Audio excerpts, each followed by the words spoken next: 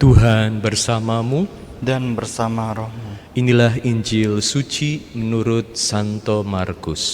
Dimuliakanlah Tuhan. Sekali peristiwa, Yesus memanggil ke-12 murid dan mengutus mereka berdua-dua.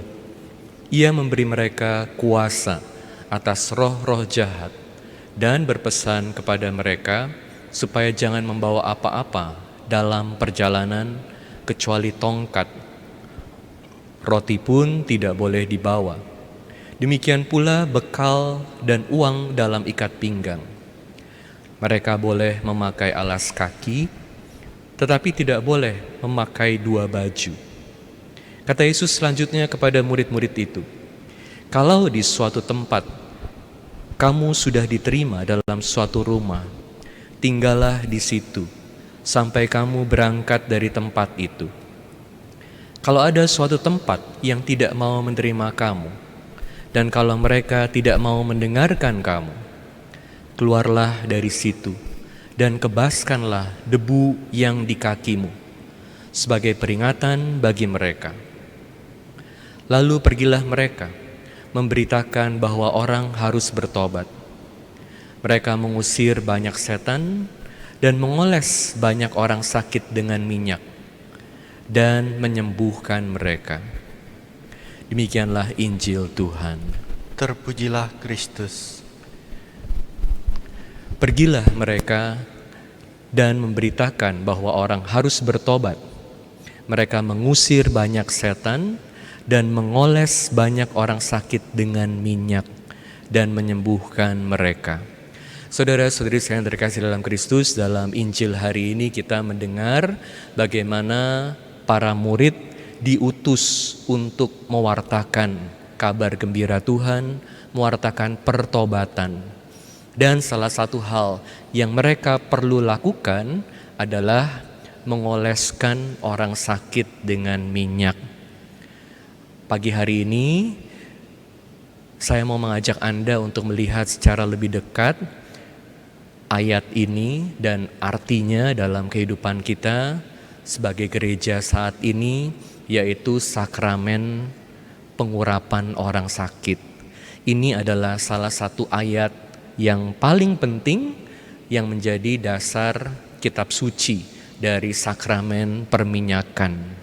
Ayat lainnya kita juga bisa lihat di Yakobus bab 5 ayat 14, di mana dikatakan kalau ada yang sakit, mintalah kepada para penatua untuk mendoakan dan mengoleskan minyak.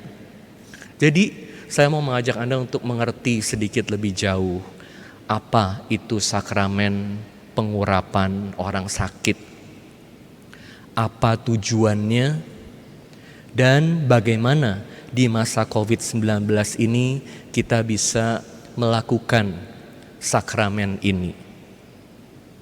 Apa itu sakramen pengurapan orang sakit? Hari-hari ini ada begitu banyak yang sakit, ada banyak yang meninggal.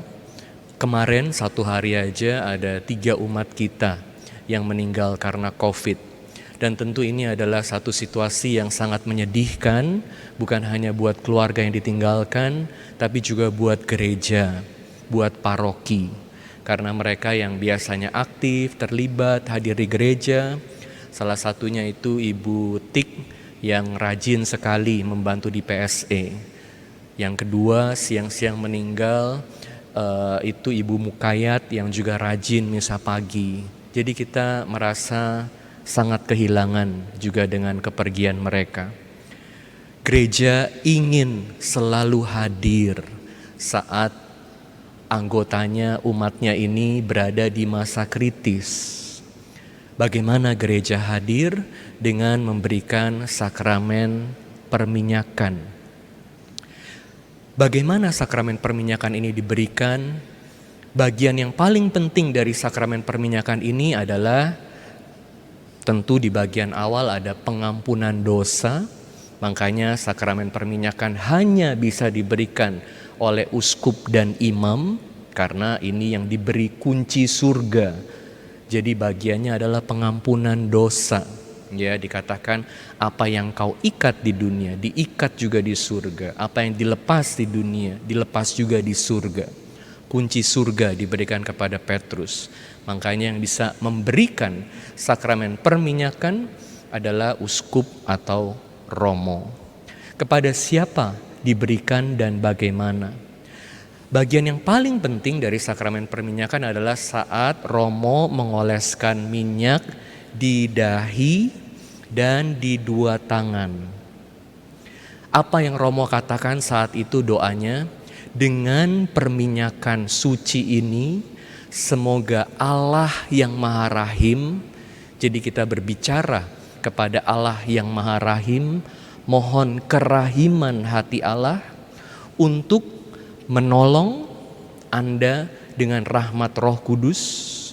Jadi yang sakit ini ditolong dengan rahmat Roh Kudus, dibebaskan dari segala dosa, dan dibangunkan dalam rahmat Tuhan.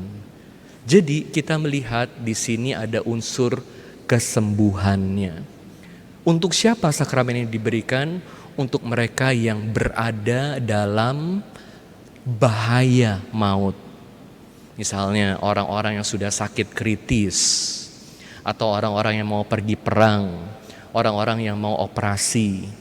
Sakramen ini tersedia untuk mereka yang berada dalam bahaya maut. Makanya seringkali sakramen ini juga disebut sebagai last rites, ritus terakhir. Kata-kata ini seringkali bikin takut. Ada asosiasi yang sangat dekat antara pengurapan orang sakit dan ritus terakhir, kematian. Saya sendiri juga pernah berpikir seperti itu dan takut. Saya ingat waktu saya masih frater, saya kecelakaan mobil parah, saya muntah darah. Waktu itu kecelakaan di tol, dibawa ke rumah sakit, sempat gak sadar, dan waktu sadar saya ditanya sama satu romo, Adrian, kamu mau gak terima sakramen perminyakan?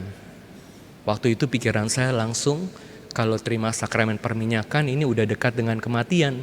Jadi saya bilang pada romo itu, Romo rasanya situasi saya udah membaik, jadi gak perlu untuk terima sakramen perminyakan dulu. Padahal situasi saya waktu itu tidak terlalu baik. Tapi karena saya waktu itu masih frater dan begitu dengar kata perminyakan, yang ingat langsung ini udah deket dengan kematian, jadi jangan dulu deh, jangan dulu. Tapi sebetulnya cara berpikir seperti ini tidak tepat. Betul bahwa sakramen perminyakan diberikan tujuannya adalah supaya mereka yang berada dalam bahaya maut ini tidak merasa sendiri, tapi selalu merasa disertai oleh gereja. Gereja hadir saat pembaptisan, waktu kita masih bayi, di awal hidup kita banyak yang dibaptis saat bayi, dan di akhir hidup kita juga gereja mau hadir. Gereja menyalurkan rahmat Tuhan kepada mereka yang paling membutuhkan. Tapi sakramen ini tujuan utamanya adalah kesembuhan. Seperti dalam bacaan Injil, Yesus meminta kepada para murid untuk mewartakan kabar gembira, dan salah satu bentuk pewartaannya itu tentu dengan pertobatan dan kesembuhan orang sakit. Jadi ada hubungan yang sangat erat antara pewartaan kabar gembira, pertobatan, kesembuhan, dan sakit di dunia. Jadi tujuan utamanya adalah kesembuhan. Kesembuhan apa? Kesembuhan jiwa dan raga. Yang utamanya tentu adalah jiwanya yang sembuh, kesembuhan rohani. Tapi bukan berarti bahwa kesembuhan fisik tidak penting, karena dua-duanya saling terkait. Ada saat di mana kita diperbolehkan oleh Tuhan untuk sakit, bahkan sakit keras. Karena dengan sakit ini Tuhan mau menyatakan kuasanya dan membawa kita lebih dekat pada Tuhan, membawa kita pada pertobatan. Saat kita mengalami sakit, saat itu juga Tuhan punya kesempatan untuk menyembuhkan kita, dan dengan kesembuhan itu kita bisa mengalami Allah. Saya ingat pernah berbicara dengan seorang bapak yang waktu dikenalkan kepada saya, "Romo, saya mau kenalin nih teman saya, Romo. Dia sekarang adalah pengajar dari kelas evangelisasi pribadi. Dia sudah bertobat karena sebelumnya dia adalah pengusaha klub malam, dan Anda tahu apa yang dilakukan di klub malam." Jadi saya tanya kepada bapak ini, "Pak, gimana ceritanya bisa berubah bertobat?" Dia cerita, "Romo, satu hari saya ini diberi sakit yang sangat parah. Jadi saya sudah merasa saya nggak punya harapan lagi, udah hampir meninggal. Saya udah bener-bener pasrah sama Tuhan. Dan itu berlangsung untuk jangka waktu yang cukup panjang. Tapi kemudian Tuhan menyembuhkan saya, memberikan kepada saya kesempatan untuk bisa hidup baru lagi." Jadi Anda lihat, rahmat pertobatan adalah rahmat yang sangat indah. Karena pertobatan mengandaikan bahwa semua orang, siapapun dia, bagaimana besarnya pun gelapnya dosanya, selalu ada kesempatan untuk punya hidup baru. Tuhan tidak pernah kehilangan pengharapan atas kita, bahwa kita bisa hidup baik siapapun kita. Walaupun seorang pengusaha klub malam yang bergelimang dosa bisa punya hidup baru. Tapi jalannya salah satunya itu dengan memberikan sakit dan mengalami kuasa Allah. Dia bertobat karena kesembuhan yang dialaminya. Oleh karena itu, sakramen perminyakan juga seringkali membawa kesembuhan. Dan di sini dalam bacaan Injil ini dikatakan para murid mengoles banyak orang sakit dengan minyak dan menyembuhkan mereka. Jadi pengurapan sangat dekat hubungannya dengan kesembuhan. Kesembuhan badan harapannya membawa pada kesembuhan jiwa. Tapi kadang-kadang kita tidak mengerti rencana Tuhan secara penuh. Sakramen perminyakan, dan ini yang lebih utama, diberikan kepada yang sakit untuk kesembuhan jiwa. Karena jiwa ini sangat penting. Kesembuhan dari jiwa ini artinya pertobatan, segala dosanya dibersihkan, hubungannya dengan Tuhan dipulihkan, dan dengan demikian bisa mempunyai kedamaian, ketenangan hati. Dan sungguh dalam sakramen perminyakan ini jadi satu dengan sakramen kesembuhan lainnya, Ekaristi dan pengakuan dosa. Dosa kita diampuni. Gereja mau selalu hadir dalam saat yang paling sulit, terutama buat mereka yang sedang merasakan betapa sakitnya penderitaan karena sakit fisik yang juga tentu mempengaruhi jiwanya. Gereja mau menyertai. Tentu menyedihkan situasi saat ini karena seringkali Romo tidak bisa hadir untuk mereka yang sakit secara fisik dan memberikan sakramen perminyakan. Apalagi karena COVID sangat menular. Jadi bagaimana ini bisa dilakukan saat ini? Tentu sakramen perminyakan harus dilakukan dengan kontak fisik. Tapi bagaimana supaya buah-buah dari sakramen perminyakan ini tetap bisa diterima? Bagaimana supaya gereja tetap bisa mendampingi mereka yang sedang sakit? Banyak romo, termasuk saya, dan saya juga bertanya kepada para romo lain yang senior, apa yang dilakukan dalam situasi seperti ini. Karena banyak sekali permintaan untuk sakramen pengurapan orang sakit. Yang banyak dilakukan saat ini adalah lewat video call. Sekali lagi, ini bukan berarti bahwa ini adalah sakramen pengurapan orang sakit virtual online. Ada misa online, tapi misa online ini juga tidak sama dengan misa yang sesungguhnya dan menerima tubuh Kristus secara nyata. Tapi buah-buah rohani ini kita terima lewat misa online dan juga lewat mendoakan orang sakit secara virtual. Jadi yang biasa Romo lakukan adalah mengikuti ritus dari sakramen pengurapan orang sakit, hanya kurangnya saat diolesi dengan minyak. Tapi doa yang dipanjatkan, doa yang sama. Tujuannya sekali lagi adalah supaya gereja hadir, Tuhan hadir buat mereka yang sakit. Apakah efeknya sama, Romo, dengan sakramen perminyakan? Kita tidak tahu persis. Tetapi yang pasti Tuhan tidak bisa dibatasi. Karya Tuhan tidak bisa dibatasi dengan berbagai hal yang kita lakukan. Tuhan tentu bisa menyembuhkan fisik dan rohani lewat doa kita. Makanya kalau ada yang sakit jangan sungkan untuk minta doa dari Romo, terutama di saat yang sulit ini. Beberapa minggu yang lalu saya juga sempat mendoakan. Saya percaya doa ini kuasanya besar karena rahmat Tuhan. Kita sendiri berkata doa kita dalam Ekaristi, bersabdalah saja, maka saya akan sembuh. Anda percaya gak dengan sabda Tuhan itu? Bersabdalah saja, dikatakan dalam kitab suci, maka saya akan sembuh.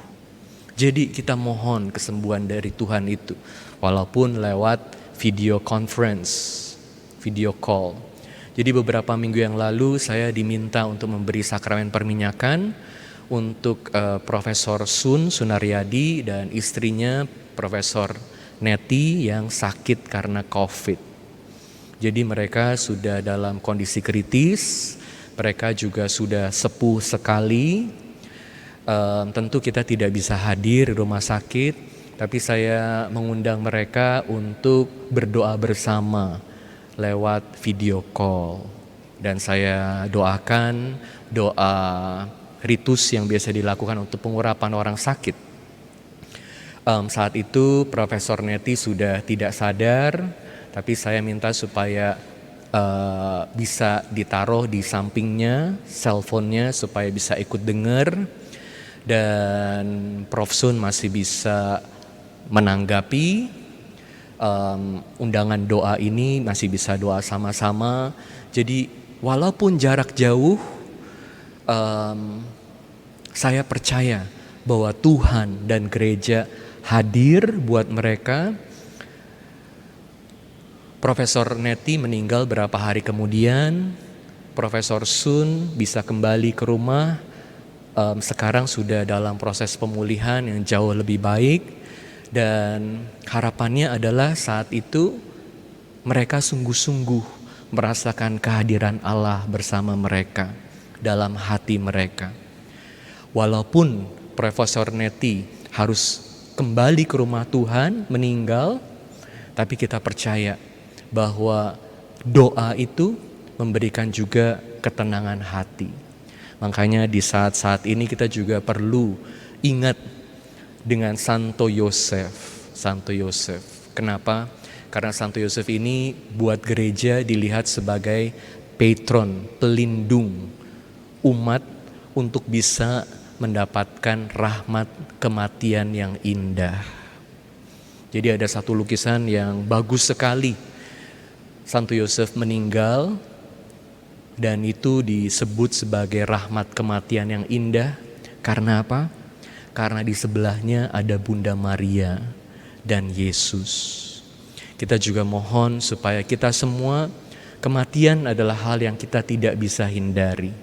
Semua orang pada akhirnya harus melalui kematian. Kematian seringkali sangat menakutkan, tapi gereja mau selalu hadir buat kita lewat sakramen pengurapan orang sakit, lewat doa untuk orang sakit, supaya di saat kritis ini, saat yang sangat penting dalam hidup kita, dan saat seringkali kita kehilangan pengharapan, kita selalu diingatkan, kita selalu dibawa pada kehadiran Yesus dan Bunda Maria yang selalu menyertai kita. Amin.